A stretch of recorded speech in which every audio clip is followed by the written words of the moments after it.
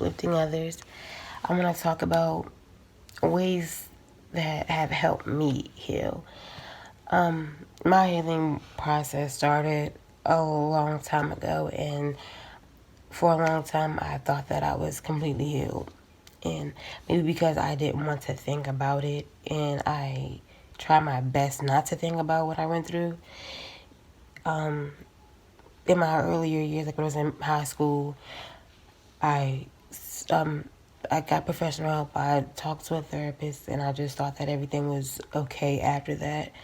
And that wasn't really the case because I still was bottling things up. I still didn't want to deal with things, with it. And things that I know that helped me a lot was just me admitting that I can't do this by myself. What I mean by that is I can't heal by myself.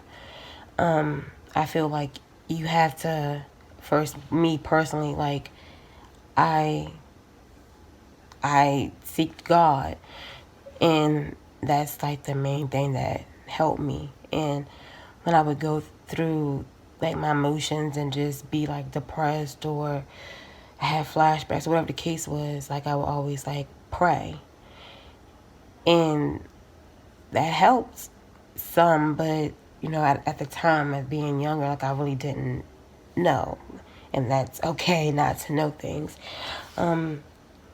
So I got professional help, and then I started going to church, and that helped a lot. And it just made me, more me being the age I am now. It's me being aware of everything and knowing that it's okay to still be healing after all these years, and it's no time frame on healing. So I having a relationship with God really helped me, and to be around or talk to people that maybe have been through the same thing as you, or is just as understanding, can help as well. And when you have that support group and that support system that will help you through whatever it is, and they're not like judging you in trying to force you to do something that you don't want to do, you're not comfortable with doing just yet, that helps a lot. That's like a major thing, is a support system. And sometimes we do have, setbacks in our healing process, and that's okay. Like I said, for a long time I thought that I was healed, and thought I was healed. And when my abuser came home, like, and me going to church and just building that relationship with God and Jesus, I felt like, okay, well, I knew that it was me wanting to forgive him. It wasn't because nobody made me forgive him. And sometimes people don't forgive their abusers. Like it's hard to do. It's not easy. People still like ask me like, how can you forgive someone that has hurt you so bad? I'm like, it wasn't me. I didn't do it. It wasn't me at all. It was God putting that in my heart to do, because I wouldn't have did it. If anything else, I wouldn't have did it at all. So after I forgave my abuser, I thought I was healed. Still, I thought I was healed. And then me really digging deep into the issue, getting to like everything that was bothering me, me being depressed and going through the motions, or just me being angry and just being distant and not wanting to be around nobody, and just being antisocial, and just going through the motions and going through the aftermath of being abused. It doesn't matter how long ago the abuse happened, we still have those setbacks. We still feel like we don't want to be bothered, or we still feel like we're just stuck in that same place. And it's okay to be in that, like, I'm not saying it's okay to be stuck. Is we have to go through those motions to heal. It's like baby steps. You have to take baby steps. You can't just say, well, okay, well, I'm going to the therapist or I'm going to see a psychiatrist and I'm feeling better and I'm okay and I'm going to forgive the person or the people that have hurt me. And that's it. It's not it, because we deal with flashbacks, we deal with depression, the ups and downs, and the just not being okay. And we have to understand or get to know ourselves better to know that healing is not an easy thing to do. Forgiving is not an easy thing to do. It's just we have to go through the motions. We have to like I said, have that support system. In my case, like I'm not like trying to push my religion or my beliefs on anybody, but this is like me personally, just like drawing closer to God and Jesus, and that helped me a lot to get to know myself.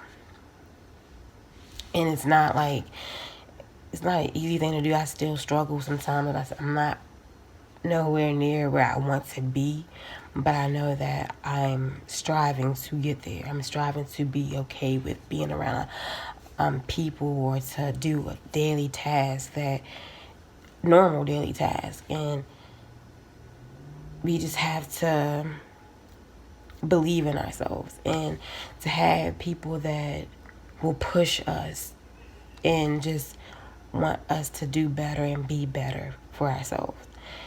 And sometimes people can get a little ahead of themselves because they just think they know you or think they know the situation. And we just have to set boundaries. Like, yes, I want you to help me and I want to help myself, but you didn't go through what I went through. You're not feeling the things that I felt. You didn't go through whatever the case is. We all go through things, and everyone's story is different. So we can't look at someone else's story and try to compare it to ours and be like, well, they're doing just fine, and why I'm not doing fine, why I'm going through these things, because we struggle and we have our own battles that we don't really talk about as much, or we just, it's just that we don't talk about it, or we just tell certain people, or we just, yeah, we don't feel as comfortable just telling everything, because that's just that. It's like when you're abused in any type of way, or when someone has completely broken your trust and you just have a problem with trusting anyone. So you have to build trust up with everyone that you have a relationship with or a bond with. And that's okay as well. Is we just have to take steps to better ourselves, and we can't let anyone tell us what we're doing is wrong if it's not wrong. You know, as if it's not wrong. In a sense, we want help, but it's the way that you help someone, if that makes sense. Just be a shoulder to lean on, a shoulder to cry on for people that have been abused. Even if they don't talk about it, you don't want to overstep your boundary, but just be there for them. Just let them know, like, I'm here for you if you ever need someone to talk to or vent to, and not be judgmental. Even though we don't think that we're judgmental sometimes, or we don't think that what we're saying is wrong, is the way we say it. We have to know how to say things, and that'll help a lot as well. And just know that I want anyone that has been through any type of trauma, any type of abuse, you're not alone, and things will get better. And it's okay to have setbacks. It's okay it's okay to not be okay. We just don't want to be in that space for a long time. And even if we are, we have to try to get out of it. We have to fight our way through it. And I just want to let anyone that don't have a support system know that I'm here for you.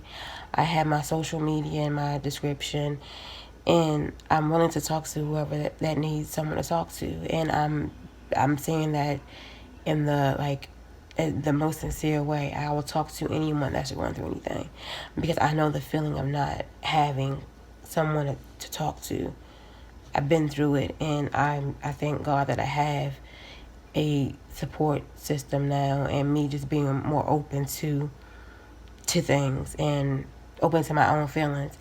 And I'm willing and I will talk to anyone that needs someone to talk to. And just know that you're not alone, like I said, and we just have to help each other. And that's what I'm here to do. Thank you for watching. Share, like, comment, subscribe.